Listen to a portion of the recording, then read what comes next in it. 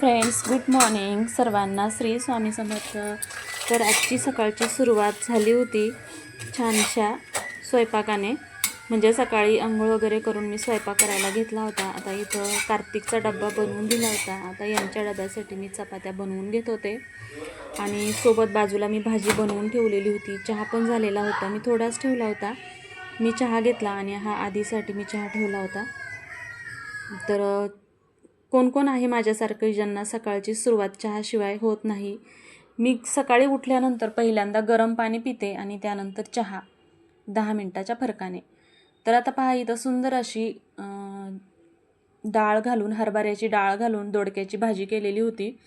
खूप छान लागते ही चवीला. कांदा लसूणच्या ग्रेव्हीमध्ये छान भाजी बनवली होती आणि माझ्या इथं चपात्या बनवून झाल्या. त्यानंतर आता मी जसं की मी तुम्हाला किचन क्लिनिंगचा कालचा व्हिडिओ आहे त्यामध्ये शेअर केलं आहे की मी जसे डब्बे रिकामे होतात तसे घासून स्वच्छ करून घेते.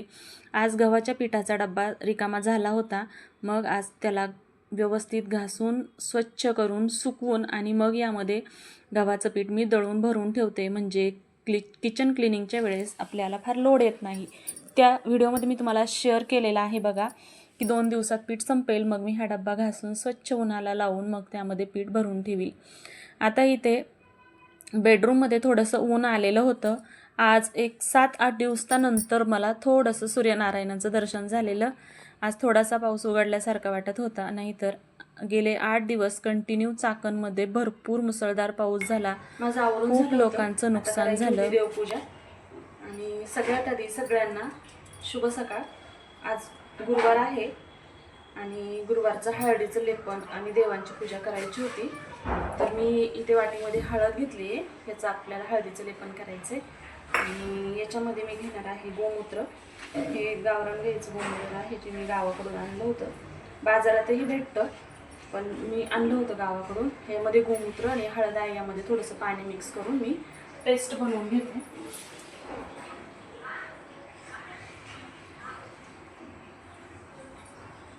आता मी हातानेच पेस्ट बनवणार आहे, चमच्याने वगैरे नाही. बऱ्याच लेडीज दाखवतात चमच्याने, पण चमच्याने नाही. मी हातानेच ही पेस्ट बनवून घेते आणि उंबरठ्याला लावून घेते. उंबरठा मी पुसून वगैरे घेतला आहे. उंबरठ्या पुढे थोडंसं कपड्याने, ओल्या कपड्याने पुसून घेतलं आहे. आता सध्या पावसाळ्याचे दिवस आहे, बाहेर खूप खराब होतं. पण गुरुवार म्हटलं की हे करावंच वाटतं म्हणून मी केलेलं आहे. तर चला आता आपण उंबरठ्याची पूजा करून घेऊया. तर पाहते इथं मी बाहेर तुम्हाला चप्पल स्टँड दिसत असेल, ते आमचं नाही. पण आता फ्लॅटमध्ये म्हणजे असंच असतं, त्यांची समोर त्यांनी चप्पल स्टँड ठेवलेला आहे. जे ग्रीन पट्टा आहे त्याच्या पलीकडे ते यूज करतात आणि ग्रीन पट्ट्याच्या अलीकडे मी यूज करते. म्हणजे असे 4 फ्लॅट आहेत, तर 4 फ्लॅटला 4 कोण्या आहेत. तर इथं आजचा वार होता गुरुवार. आजचा व्हिडिओ तुम्हाला शुक्रवारी येत आहे. हा गुरुवारी शूट केलेला आहे, कारण आदल्या दिवशीचा व्हिडिओ शूट केलेला तो एडिटिंग करून दुसऱ्या दिवशी मी अपलोड करत असते. तर गुरुवार म्हटलं की उंबरठ्याची पूजा करणं आलंच. उंबरठ्याला स्वच्छ पुसून त्यावरती हळदीचं लेपन करून घेते. जसं की मी तुम्हाला दाखवलं, हळदीमध्ये मी हळद आणि गोमूत्र मिक्स करून उंबरठ्याचं लेपन करते. हे मी गेली 4-5 वर्ष करत आहे. जोपर्यंत मी स्वामी समर्थांच्या केंद्रात वगैरे जात नव्हते तोपर्यंत एवढं काही उंबरठ्याचं लेपनाबद्दल माहीत नव्हतं. पण गेली 5 वर्ष मी स्वामी समर्थांचं केंद्रामध्ये जाते, त्यामुळे मला हे माहीत झालं. आणि मी दर गुरुवारी उंबरठ्याचं लेपन करते किंवा काही सणवार असले तर उंबरठ्याचं लेपन करून धूप दीप दाखवून पूजा करते आणि सणवाराच्या दिवशीसुद्धा करते. तर त्यानंतर गुरुवारी हळदीचं जे काय आहे स्वस्तिक, ते मेन दरवाजावर काढून घ्यायचं, जे आपलं मेन एंट्रन्स आहे तिथे. म्हणजे वाईट शक्तींपासून घराचं संरक्षण होतं. आता हळदीचं लेपन करून झाल्यानंतर मग इथे मी छोटीशी रांगोळी काढून घेतली. खरं तर इथे उंबरठा अगदी प्लेन आहे, लाकडी नाही. तरीसुद्धा मी करतेच लेपन. आता कितीही झालं तर हे आपलं रेंटचं घर आहे. ज्यावेळेस आपलं स्वतःचं होईल त्यावेळेस आपण छान सागवानी उंबरठा बसवून घेऊ. पण सध्या तरी मी हळदीचं लेपन या कडाप्याच्या उंबरठ्यावरच करते. तर चला, आता हळदीचं लेपन झालं होतं, उंबरठ्याची पूजा करून झाली, पाया पडून झालं आणि धूप दीप मी ते दाखवून घेत आहे. त्यानंतर मेन डोअरला पूजा केली. आणि ते लक्ष्मीनारायणांचा फोटो आहे लावलेला. ही पश्चिम दिशा आहे घराची आणि लक्ष्मीनारायणाचा फोटो पश्चिम दिशेला असावा म्हणून मी तो लावलेला. त्यानंतर ती अगरबत्ती मी तिथे तुळशीचं रोपटं आहे त्या तुळशीमध्ये लावून घेतली, कारण दरवाजामध्ये जागा नाही, जाण्या येण्याचा रस्ता आहे, त्यामुळे उगं कुणाला आपल्यामुळे त्रास नको म्हणून मी पूजा करून घेते. फक्त दिवा तिथे ठेवला आहे आणि अगरबत्ती मात्र आतमध्ये लावली आहे. आता मी आले होते देवपूजा करायला. उंबरठ्याची पूजा झाली, तुळशीची पूजा झाली की मी देवपूजा करून घेते. आता देवपूजा करताना इथे मी सगळ्यात आधी स्तोत्र मंत्र म्हणते. गणपतीचं अथर्व शीर्ष पूर्ण म्हणते आणि व्यंकटेश स्तोत्र. एवढ्यामध्ये उरकलं तर ठीक, नाही तर मग पुढे लक्ष्मी श्रीसूक्त वगैरे असं स्तोत्र म्हणून पूजा करत असते. असं म्हणतात की ज्यावेळेस आपण पूजा करतो त्यावेळेस कुठल्याही देवाचं नाम जप किंवा कुठले स्तोत्र मंत्र म्हणत पूजा करावी. तर आता हे कापड मी झटकून घेतलेलं. आता देवघर व्यवस्थित पुसून घेते. हल्ली आता पावसामुळे जास्त धूळ बसत नाही, पण उन्हाळ्यामध्ये खूप धूळ बसायची, त्यावेळेस ओलं करूनच कपडा ठेवायला लागायचा. पण आता गरज वाटत नाही, थोडं झटकलं तरी होऊन जातो. आणि आता मी दिवा लावून घेतला होता. असं म्हणतात अग्निदेवतेचं आधी पूजन करावं आणि मग देवपूजेला सुरुवात करावी. अग्निदेवतेच्या साक्षाने आपण देवांची पूजा करत असतो, म्हणून सगळ्यात आधी दिवा प्रज्वलित करायचा आणि मगच पूजा करायची असा नियम आहे. हेही मी केंद्रातच शिकले. त्यानंतर आता ही जी अन्नपूर्णा ज्या मी 7 कवड्या ठेवलेल्या आहेत त्या आणि पैसे आणि जे व्यापार वृद्धी यंत्र आहे ते मी फक्त मंगळवार शुक्रवार पुजते किंवा पौर्णिमा अमावस्या किंवा काही विशेष तिथी असतील त्यावेळेस. रेग्युलर पूजेमध्ये हे कवड्यामधलं तांदूळ काढून मी पूजत नाही. बाकीचे देव मात्र रोज रेग्युलर आपण आंघोळ घालून ठेवत असतो. त्यानंतर सगळ्या देवांना आंघोळ घालून जागेवर ठेवून घेतलं. त्यानंतर इथे माझ्याकडे महादेवांची पिंड आहे. ही सुद्धा मी 5-6 वर्षापूर्वी घेतलेली आहे. आय थिंक मी 2021मध्ये ही पिंड आळंदीमधून आणली होती आणि तशी मी ही पिंड रोज पुजते. अगोदर दुधाने अभिषेक केला, त्यानंतर पाण्याने, आणि अशा पद्धतीने महादेवांची पूजा करून झाली, अभिषेक करून झाला, पिंड मी जागेवर ठेवून दिली. आणि आज वार होता गुरुवार, त्यामुळे स्वामींची पूजा करणं आलंच. स्वामींना आज अभिषेक करायचा होता. खरं तर पंचामृतानं अभिषेक करतात, पण माझ्याकडे आत्ता पंचामृत उपलब्ध नव्हतं. तूप वगैरे संपलेलं म्हणून मी पंचामृत बनवलं नाही. आणि गेले 8 दिवस चाकणमध्ये पाऊस आहे, त्यामुळे बाहेर जाणं शक्य नाही आणि फुलं वगैरे सुद्धा बाहेर मिळत नाहीत. पावसामुळे मार्केट टोटल बंद आहे. आपल्या झाडाला सुद्धा सध्या फुलं नाही. उन्हाळ्यामुळं फुलं येत नव्हती आणि आता पावसाळा चालू झाला आहे. आता इथून पुढे थोडीफार फुलं आपल्या स्वतःच्या गार्डन म्हणजे गॅलरीमध्ये जी छोटंसं आपण गार्डन केलेलं आहे त्या गार्डनमध्ये निघतील. आता इथे मी स्वामींचं नामस्मरण करत त्यांना अभिषेक करून घेतला आणि पूजा करून घेतली. खरं तर पूजा केल्याने मनाला खरंच खूप छान वाटतं. जर कधीतरी असं नाराज झालं, एकाकी वाटायला लागलं की देवासमोर येऊन बसायचं, पूजा करायचे, नामस्तोत्र जप करायचं की मनाला अगदी बरं वाटतं. आणि अशी सिच्युएशन बऱ्याच वेळा आपल्या आयुष्यामध्ये येत असते. आणि काय माहिती, स्वामींचं आणि माझं नातं गेल्या 5-6 वर्षापासूनच अशीच एक मैत्रीण होती की जी आम्ही शाळेमध्ये मुलं सोडवायला जाताना भेटलेली. तिच्याकडून म्हणजे स्वामींबद्दल पहिलं ऐकलेलं, पण म्हणतात ना ज्यावेळेस स्वामींची इच्छा असते तेव्हा स्वामी आपल्याकडून त्यांची सेवा करून घेतात. असंच 4-5 वर्षापूर्वी असंच काहीतरी संकटात होते आणि तिच्याजवळ मन मोकळं केलं तर ती मला स्वामींच्या मंदिरात घेऊन गेली. तिने मला दाखवलं. तेव्हापासून स्वामींवरती जी श्रद्धा जडली आहे ती आज पोतर. आणि जोपर्यंत हा जीव आहे तोपर्यंत स्वामींवर श्रद्धा अशीच राहील. स्वामींवरच नाही, सर्व देवांवर. आणि लहानपणापासून महादेवांवरती खूप श्रद्धा आहे माझी. महादेव म्हणजे माझे पिता आणि स्वामी म्हणजे माता, हेच मी समजते. तर अशा पद्धतीने मी सुंदर देवपूजा करून घेतली. पुरुष देवतांना अष्टगंध लावून घेतला, स्त्री देवतांना हळदी कुंकू अर्पण केलं आता काल इथं अगरबत्ती स्टँड लावलं नव्हतं, त्यामुळे अगरबत्तीचं जे काही रक्षा खाली पडली होती ती मी साफ करून घेतली. आता इथे मी पाट ठेवले आहेत आणि पाटावर देवारा ठेवलेला आहे. कारण प्लेन जमिनीवर ठेवलं तर इथे साईडला दरवाजा आहे आणि मागच्या बाजूला गॅलरी, त्यामुळे कधी केस वगैरे विंचरले किंवा काहीही कचरा असला की तो डायरेक्ट देवाऱ्याखाली जातो आणि मग ते मला व्यवस्थित वाटत नव्हतं. म्हणून मी डायरेक्ट जमिनीवर देवारा न ठेवता या पद्धतीने पाटावर ठेवलेला आहे. आणि चौरंग आहे माझ्याकडे, चौरंगावर ठेवला असता पण चौरंगावर बसत नाही.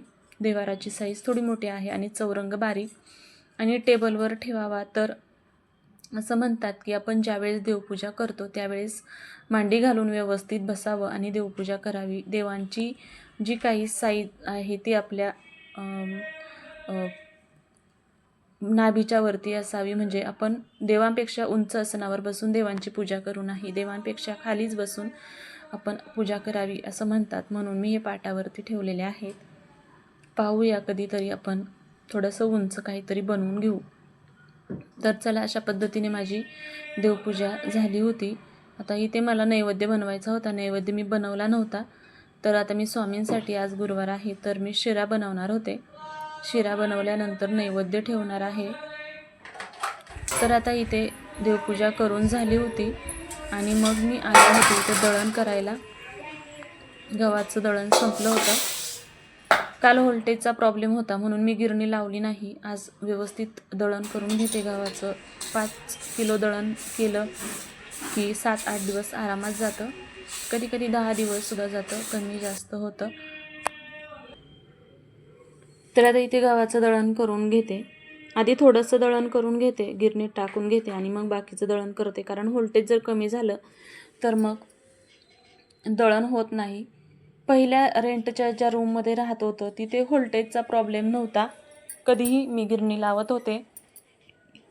पण गेले 2 महिन्यापासून जसं आपण इकडे शिफ्ट झालो आहे तसं व्होल्टेजचा इथे खरंच खूप प्रॉब्लेम आहे. या सोसायटीमध्ये DP नाही, त्यामुळे व्होल्टेज कमी जास्त होत राहतं. आता एकदा मी गिरणी चेक करून घेतली, डब्यामध्ये काही नाही ना, कारण ते बंद असलं तर चेक केलेलं बरं.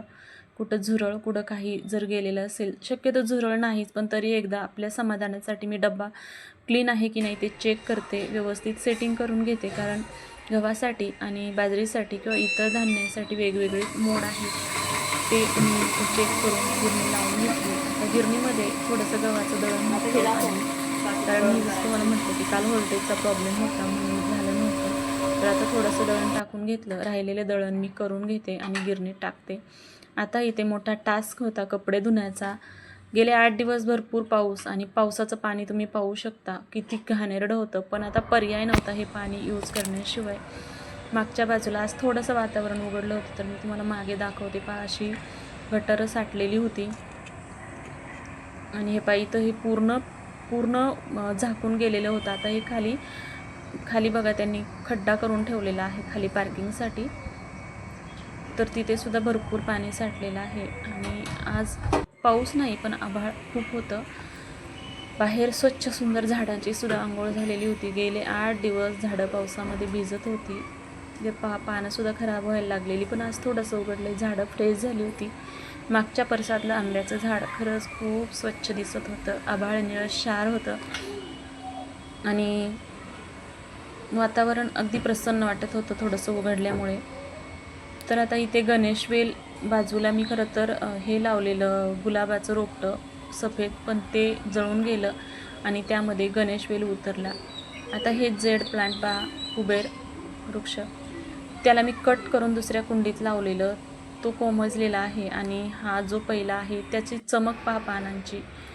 तर आता मी ते म्हटलं चला, आता कपडे धुवून झाले होते, गिरणी चालू होती, तोपर्यंत कपडे वाळत घालून घ्यावं म्हटलं, कारण परत जर पाऊस आला तर कपडे सुकणार नाहीत. आता या मागच्या गॅलरीमध्ये मी कपडे टाकून घेतले. एकदा पाणी निथळलं की पुढच्या पोर्चमध्ये घेता येतं, पण सुरुवातीलाच तिकडे टाकले तर पाणी होतं. तर या पद्धतीने आता कपडे सुकायला घालून झाले होते. आता हे कपडे मी इथं सुकायला घातले, टॉवेल वगैरे धुतले होते, पॅन्ट्स वगैरे धुतल्या होत्या, कपडे वाळत घालून झाले. बाहेर वातावरण तर आभाळच आहे, ढगाळच वातावरण आहे हे पहा. पण आता कपडे सुकत घातले होते. तर मग मैत्रिणींनो, कसं वाटलं आजचं सकाळचं रुटीन. आता जवळजवळ 11:45 झाले आहेत. हे का अशा पद्धतीने सगळं आवरून झालं आहे. किचनवरती थोडंसं भांडे दिसत असतील, भांडे घासून ठेवले, ते लावायचे राहिले आणि बाकीचं सगळं आवरून झाले. तर काय या पद्धतीने सगळं आवरून झालं आहे आणि तो वाजलेत किती, हे पहा आता बरोबर 12:30 वाजलेत आणि आता मला बसायचं आहे. माझं ब्लाऊजचं जे शूटिंग करायचं आहे त्यासाठी सकाळी कस्टमर आलं होतं, त्यांना त्यांचे ब्लाऊज देऊन दिले हिशोब पाहायला. या माझ्या वया आहेत हिशोबाच्या आणि आता मला माझं काम करायला बसायचं आहे. आणि हे पहा, हे पुस्तक मी वाचते कधी, द सिक्रेट रहस्य. खूप छान पुस्तक आहे हे, तुम्ही एकदा नक्की घ्या आणि वाचा. हे मी मिशोवरून मागवलेलं आहे. तर पहा, पोरं अशा अभ्यास करत बसलेत. शाळेला सुट्ट्या आहेत त्यामुळे घरातच बसवले अभ्यासाला. बाहेर खूप पावसाचं वातावरण आहे ना, म्हणून मग बसवले अभ्यासाला. आता मशीनच्या खाली तुम्हाला जो बॉक्स दिसत असेल तर टी व्ही आणून पडलेली, ऑनलाईन मागवली, तर तो इन्स्टॉल करणारच येईना. 3 दिवस झाले. आणि तिकडे पहा, टी व्हीची जागा तुम्हाला रिकामी दिसत असेल खाली ट्रायपॉडच्या तिथं. चला असू द्या. तर मग कसा होता आजचा व्हिडिओ? तर आजचा व्हिडिओ स्किप न करता पूर्ण पाहायलाच असेल. जर आवडला असेल तर व्हिडिओला लाईक करा, शेअर करा आणि चॅनलवरती नवीन असताल तर चॅनलला सबस्क्राईब नक्की करा. चला तर मग भेटूया उद्याच्या अशाच नवीन व्हिडिओमध्ये. तोपर्यंत आजचा व्हिडिओ पूर्ण पाहिल्याबद्दल खरंच मनापासून सर्वांचे धन्यवाद. सर्वांना श्री स्वामी समर्थ आणि तुमचा आजचा दिवस खूप छान जाऊ, समाधानाचा जाऊ, आनंदाचा जाऊ. चला भेटूया उद्याच्या नेक्स्ट व्हिडिओमध्ये. तोपर्यंत सर्वांना बाय बाय.